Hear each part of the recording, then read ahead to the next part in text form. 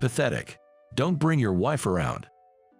Upon the sudden arrival of my wife at the office, my boss, who we'll call Michael, laughed in a mocking manner. Michael, my boss, is younger than me, yet he takes every opportunity to harass me. His immature remarks are probably just an extension of his daily behavior. The words that likely slipped out of Michael's mouth unconsciously would shock anyone with common sense. However, my wife, without changing her expression, slowly turned around and handed him a piece of paper. Upon taking a closer look at my wife's face, Michael realized the gravity of what he had done and began to tremble. Could you possibly be? My name is David Miller. I'm a 50-year-old office worker. I live in a condo with my wife. Since we don't have any children, our lives are mostly centered around work. My wife, Sophia, was my high school classmate. We attended one of the top preparatory schools in our hometown. It was a given that after 3 years of intense studying, one would go on to a prestigious university. Sophia, who was in the same class as me for all 3 years, became a close friend after we were seated next to each other in our first year. Studying together before exams, our relationship evolved into something more than friendship but less than romance. Sophia, you're really good at math and science. I envy how you understand everything in class so easily. It's not like that, but looking at numbers calms my mind. They don't have double meanings or require reading between the lines. The clear rules make it feel safe.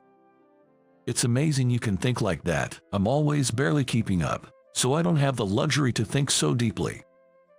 Sophia consistently achieved top grades in our grade. Partly because of this, I harbored special feelings for her. A mix of admiration and affection, a curious blend of emotions.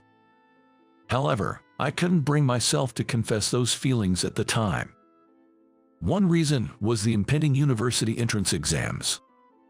I figured Sophia had other priorities. Another reason was my family situation. My father worked for a company that suddenly went bankrupt, leaving us without any income. As the situation started to look grim, there was a noticeable exodus of younger employees. To compensate for the vacancies, my father began to work incessantly, giving up his days off. Despite his efforts, the company went under, leaving salaries unpaid. Having dedicated his life to the company, my father had no energy left for job hunting and retreated into seclusion at home. I've decided to give up on university and start looking for a job. Being from a competitive school should help with the job search, I think. I shared my situation with Sophia on our way back from studying at the library one day. I expected her to object, but her reaction was surprisingly supportive. You'll be fine, David. Choosing a different path can be a chance in its own right. You'll likely catch the attention of many companies. True to Sophia's prediction, I received several job offers. In the end, I chose to work for a food manufacturing company. The deciding factor was the salary. Although it was commission-based, it offered the highest pay, especially given the field work involved in the sales position. With my father unable to work, it was up to me to support my family. My younger sister wanted to go to college. Therefore, I needed to save up for her tuition as well.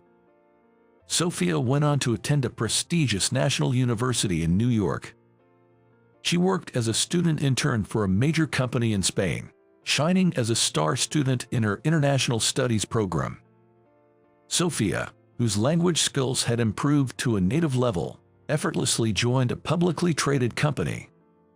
She quickly made a name for herself, including a stint at an overseas branch, showing rapid career advancement.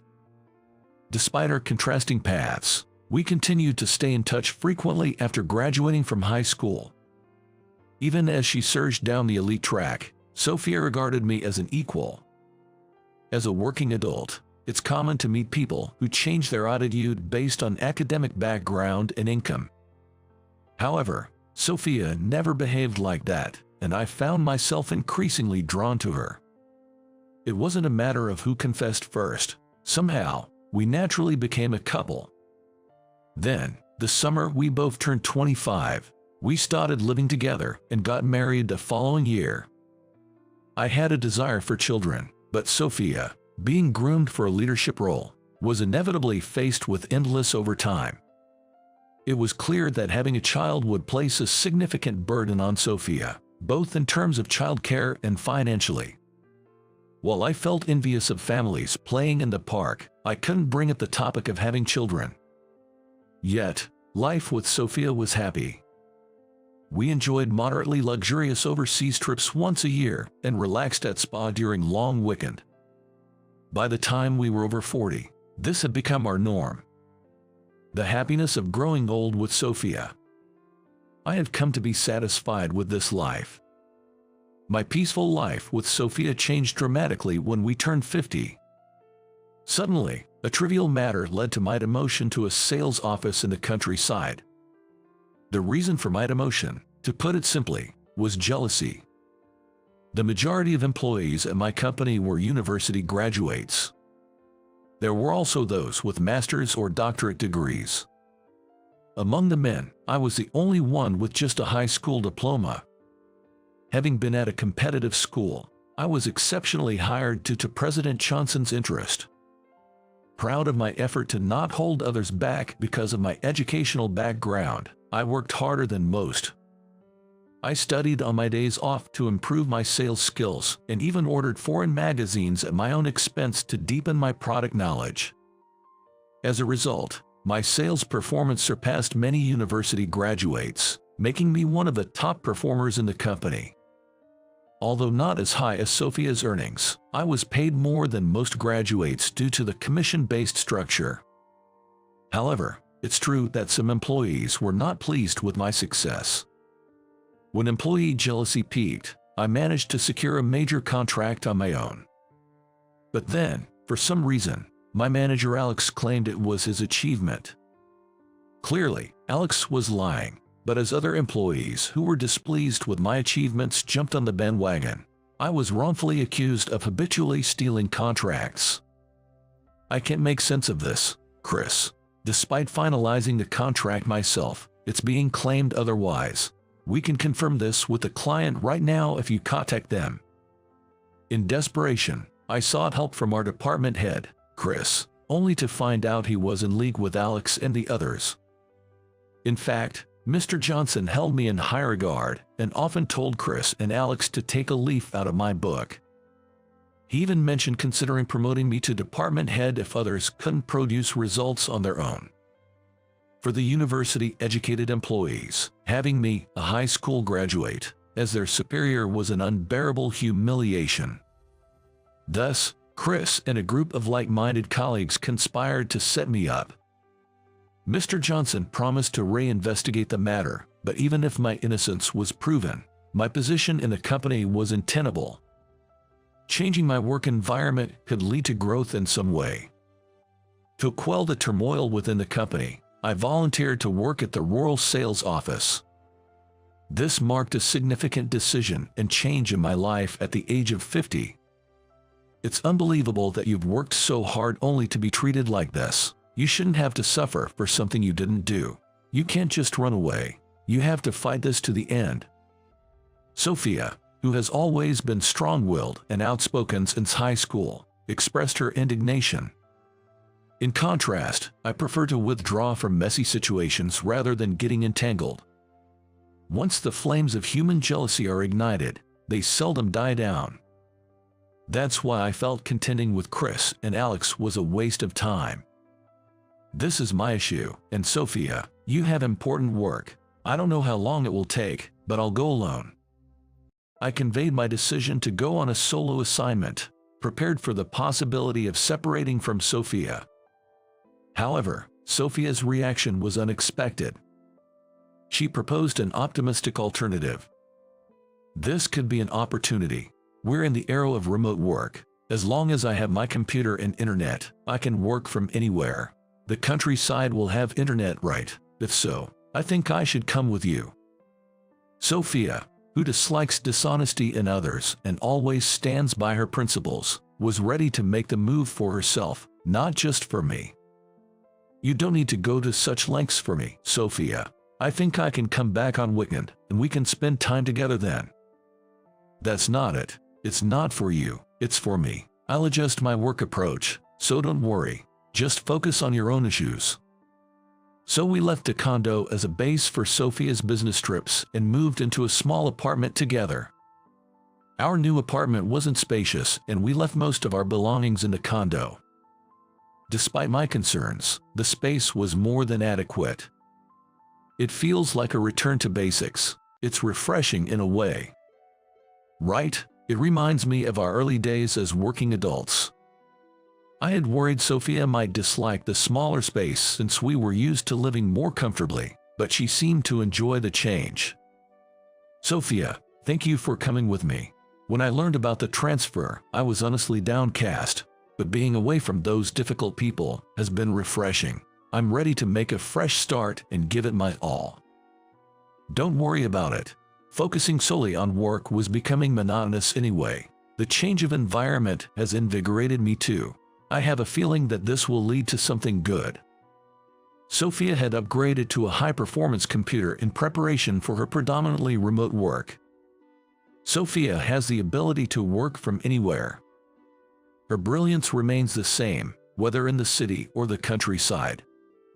I felt envious of the freedom her exceptional skills afforded her. My new boss is a man 18 years younger than me. His name is Michael, and he's the branch manager. I learned from Olivia, a seasoned part-timer, that Michael initially worked at the headquarters but was somehow transferred to this branch and became the manager. I was looking forward to the new guy, but a high school grad and a 50-year-old regular employee. That's seriously bad. Were you pushed out because you lacked the skills? It's not like that. Despite being in the countryside, he graduated from a national university. In a rural setting, that degree was more than enough to boast about. There wasn't the slightest hint of a welcoming attitude. Not knowing how to respond, I fell silent. Upon learning that I was a high school graduate, Michael began to bring up university-related topics for no reason. It was clearly an attempt to belittle me. He seemed pleased with my silence. Though young for a branch manager, Michael's competence was often mistaken. In reality, he was the opposite.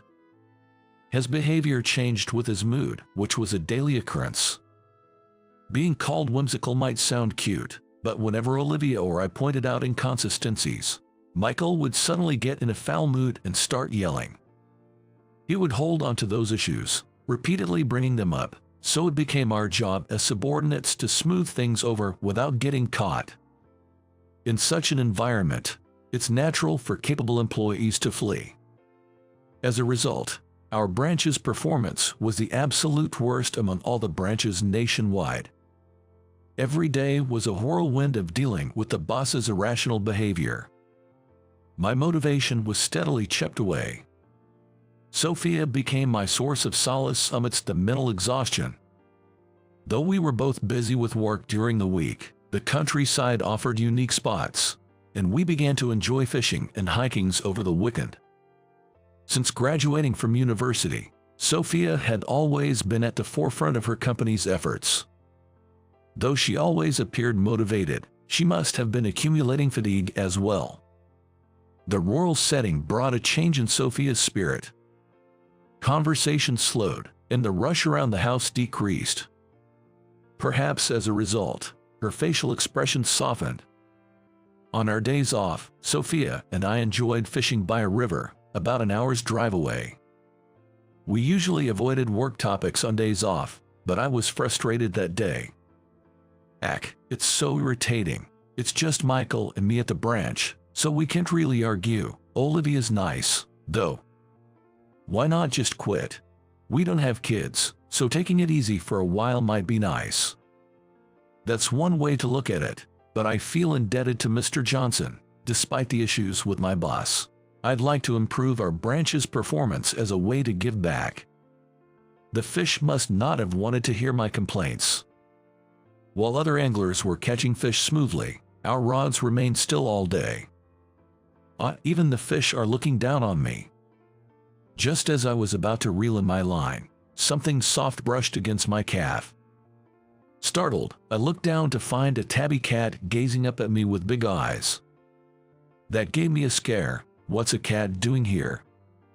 She looks feminine, no ear tipping, so she's probably not a community cat. Even so, it doesn't seem like she has an owner. According to regular anglers, she was a stray abandoned by humans. For the past 2 months, she had been living off scraps from the anglers. She looked healthy but a bit thin, which concerned us.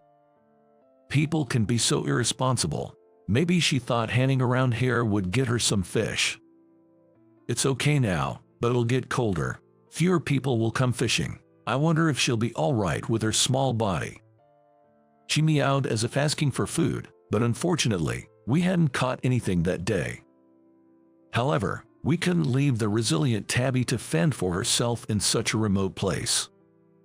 When I picked her up, she purred and buried her face in my arms. She gripped me tightly, as if asking never to be let go. She must have been cared for by someone not long ago. I felt a strong urge to protect her. Sophia felt the same. After discussing with our condo's landlord, he mentioned plans to demolish the 50-year-old building in 5 years. He agreed to overlook minor damages like scratched posts as long as we took care of toilet draining. In urban apartments, it's not uncommon for people to be concerned about the smells of pets like dogs and cats, but in the countryside, animals, including livestock, are commonly kept everywhere. As a result, the attitude towards keeping pets was much more relaxed. So, after getting permission from the other residents, our family grew in this way. Initially, we referred to her as Kitty, but after discussing it with Sophia, we decided to name her Bella. She's our long-awaited daughter. We should get her a health check at the vet, just in case. She might have diseases common to cats, and it's better to know now. Right. Living outdoors, diseases are a concern. According to the internet, the nearest vet was about an hour's drive away. So, on Sunday, we took Bella, meowing in her carrier, to the vet. The examination revealed slight malnutrition but no major issues. Just to be safe, we got some flea treatment, and after an hour's drive, Bella, Sophia, and I returned home. I'm glad she doesn't have any major illnesses. She's still energetic even after a 2-hour round trip. Everything around her must feel new. She's sniffing around everywhere, probably exploring. Look, she's running over here. Those eyes are definitely begging for food. When we first met Bella, she was a bit thin, but 2 weeks later, she had filled out nicely. Since Sophia works remotely, Bella could wander freely even on weekdays, but our condo felt cramped for an energetic kitten like her. Moreover, when both of us were out, she had to stay in her cage. A detached house would obviously be more comfortable for Bella. However, Sophia and I were hesitant, not knowing how long our countryside living would last. One day, while I was creating documents at my desk at the branch, I heard a familiar voice behind me. Surprised, I turned around to find Sophia. "You surprised me. What are you doing here?" When I spoke up, Sophia showed a playful smile. "Don't look so surprised. I've made an appointment, so it's all right." Hearing Sophia's voice, Olivia hurried over in a panic. "I'm sorry. I forgot to inform Michael that you called. What should I do now? This is troubling." Apparently, right after hanging up the phone, Olivia received a call from the daycare saying her child had come down with a fever and needed to be picked up immediately. In her rush to leave, Olivia completely forgot to pass on Sophia's message to Michael. "Don't worry about it. If it's difficult to find time, we can reschedule for another day." Dressed sharply in a gray suit, Sophia exuded the aura of a capable courier woman. No one would think she was just visiting her husband's workplace. However, there was one person who misinterpreted her presence. "Pathetic. Don't bring your wife around." The voice belonged to Michael, who had just returned from a client visit. He made no effort to hide his disdain for me, as usual. "Come on, David, at your age, it's not right to bring your wife here, and you, ma'am, this is a workplace. Please go home and prepare dinner." Then, for some reason, Sophia turned to Michael and smiled broadly. An unnaturally forced smile. She seemed different from her usual self. "Are you Michael? I've always heard so much about you from my husband. Such remarkable abilities you have. It's an honor to meet you here." Sophia, who always insists on using husband instead of master to avoid suggesting any hierarchy, was behaving unusually. She was using words she'd never typically utter in greeting Michael. To me, it felt utterly out of place. Perhaps you're here for a part-time administrative job interview. I'm sorry, but our part-time positions are incredibly popular, and we have absolutely no vacancies at the moment." The part-timers, fed up with Michael's erratic behavior, never stick around long. Currently, Olivia is the only one managing a mountain of work single-handedly. Yet Michael's brazen ability to spout such blatant lies left me almost impressed. What shocked me even more was Sophia's behavior, which was a complete 180 from her usual demeanor. "What a shame. I was quite keen on working here, even if it's just once a week. Do you have no openings at all?" "I wouldn't recommend it. Not to speak ill, but your husband is surprisingly incompetent at his job. I don't know how he acts at home, but I assume it would be quite distressing for you to see him constantly making mistakes and getting scolded." Michael, significantly younger than Sophia, was condescending and overly familiar with her. Moreover, he seemed to have misunderstood Sophia as a housewife seeking employment. Glancing at Olivia, I noticed she was trembling with fear, aware of Sophia's true identity and appalled by Michael's outrageous comments. Sophia, however, looked completely at ease. That's when it hit me. Sophia had a plan in coming here. Her target was likely Michael. Sophia always listened to my complaints. Sophia has always been someone with a strong sense of justice, saying things like wrongdoings must be corrected and you should talk directly to Mr. Johnson if necessary. However, recently, she's only been listening, without saying anything. Could it be that a dramatic turn of events like in a TV drama is about to unfold? It seemed unlikely that such a scenario would play out here. As I pondered, Sophia turned to me and said, "Which products are you in charge of, David? I was told over the phone last time that there were samples available for tasting." What do you mean?" I stumbled over my words, sounding nothing like a salesman. It's hard for me to switch to formal language with Sophia, given she's my wife. "Today is the day we're considering whether we can list your products on the e-commerce site my company operates, right? You've shown us a few items, and there's potential for including 3 of them. Of course, we'll need to discuss pricing." In that moment, I finally grasped Sophia's intention. But Michael was still clueless about what was happening. "Hey, what's the deal with you? Are you impersonating someone? This is a workplace. It's time for you to stop fooling around." Michael, failing to grasp the situation, continued with his disrespectful remarks. Sophia sighed in exasperation at my boss's shameful behavior. With a determined nod, Sophia slowly turned towards Michael. She handed him a small piece of paper. Michael alternated between looking at Sophia's face and the paper. Suddenly, his face turned pale, and he started to tremble. The paper Sophia handed him was her business card. From that, Michael finally realized who Sophia really was. "Could you possibly be? Pleased to meet you. I'm Sophia Miller, the president. I'm sorry for any trouble my husband may have caused you." Sophia greeted him cheerfully, but her voice was a tone higher, making me flinch. Sophia is always kind and smiling, but I know all too well how scary she can be when angered. I wasn't the only one who sensed it. The atmosphere on the sales floor tensed. Michael finally seemed to understand the gravity of his actions. His attitude changed drastically as he began to apologize to Sophia. Should I really be the one you're apologizing to? Isn't it the employees you've mistreated who deserve the apology? Successful products come from a positive work environment. If the workplace is filled with tension, no hit product will ever emerge. The product itself isn't bad, but it's unlikely to sell. I'm sorry, but we'll have to remove it from our listing. Could you please reconsider? If our president learns of this, I could lose my job, not just miss out on promotions. Even without this incident, you're not fit to be a branch manager. Are you truly acting in your subordinates' best interests as the leader of this branch, or are you just venting your frustrations on them?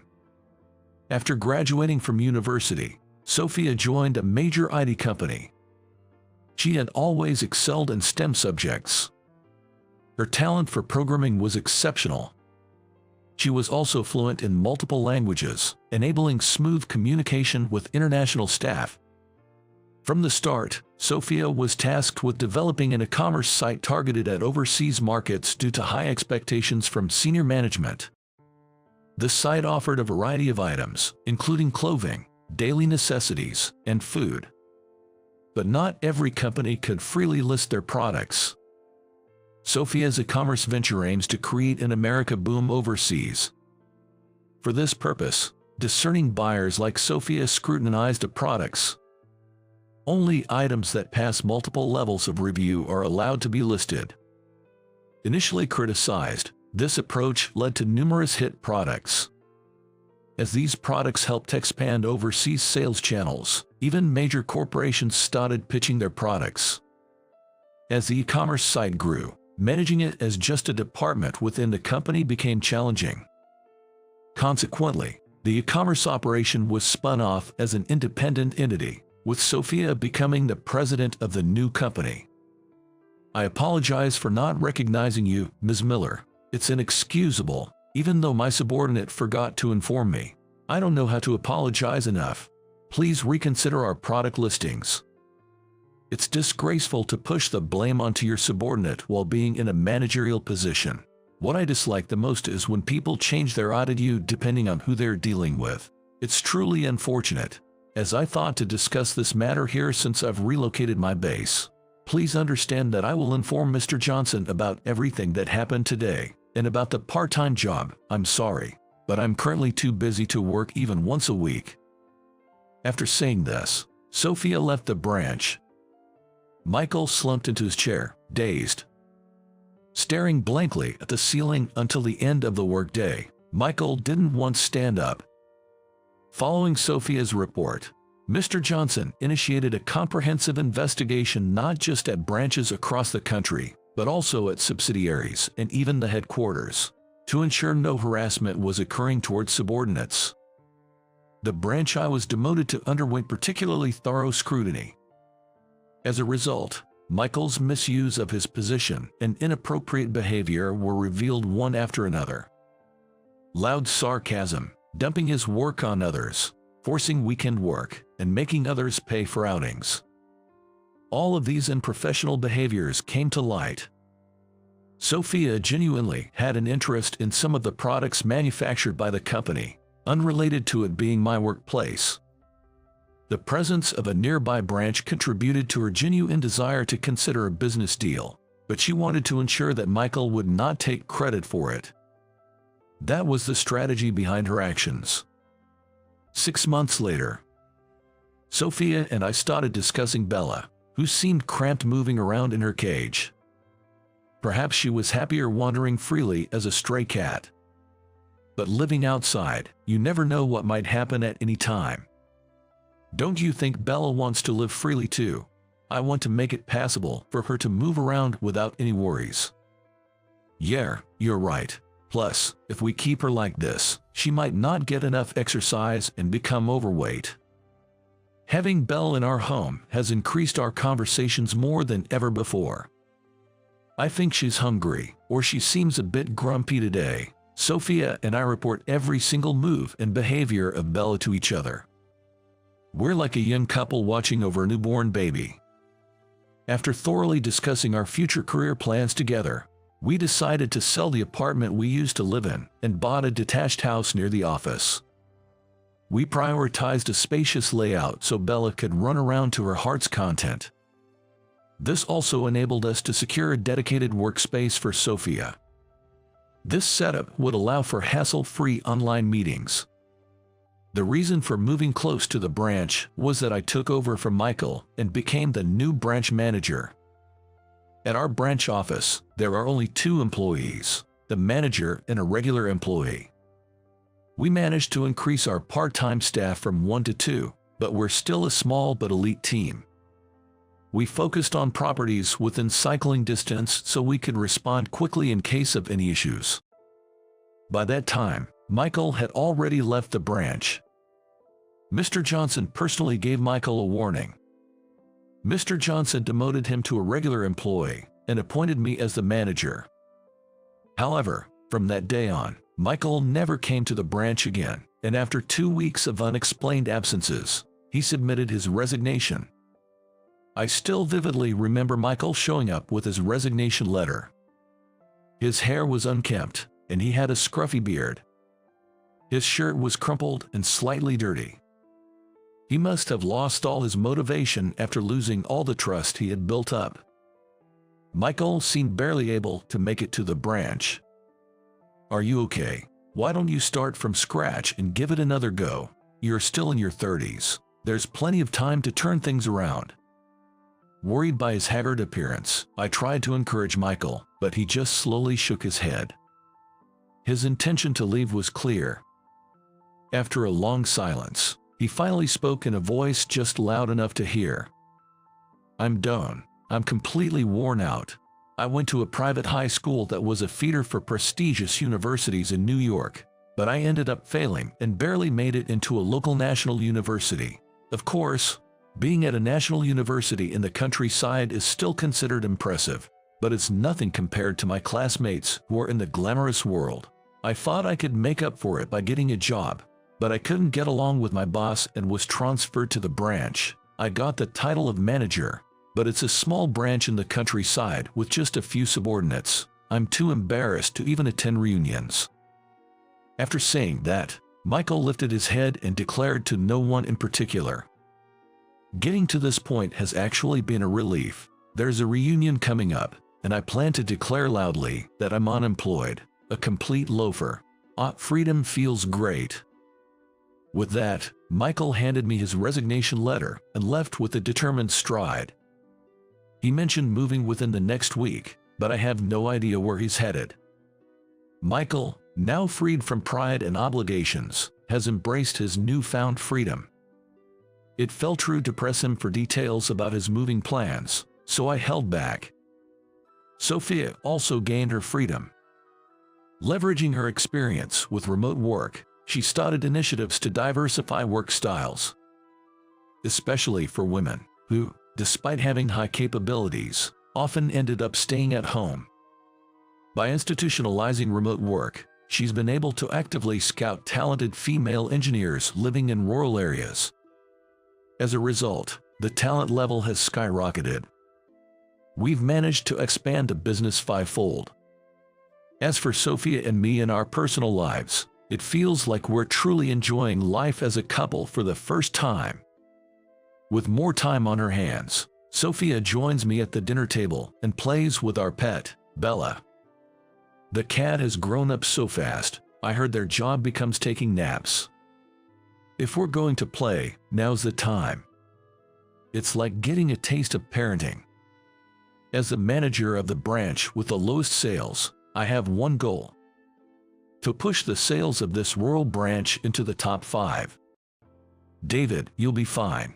Making a different choice from everyone else can be a chance in its own way. I'm sure many companies will notice you.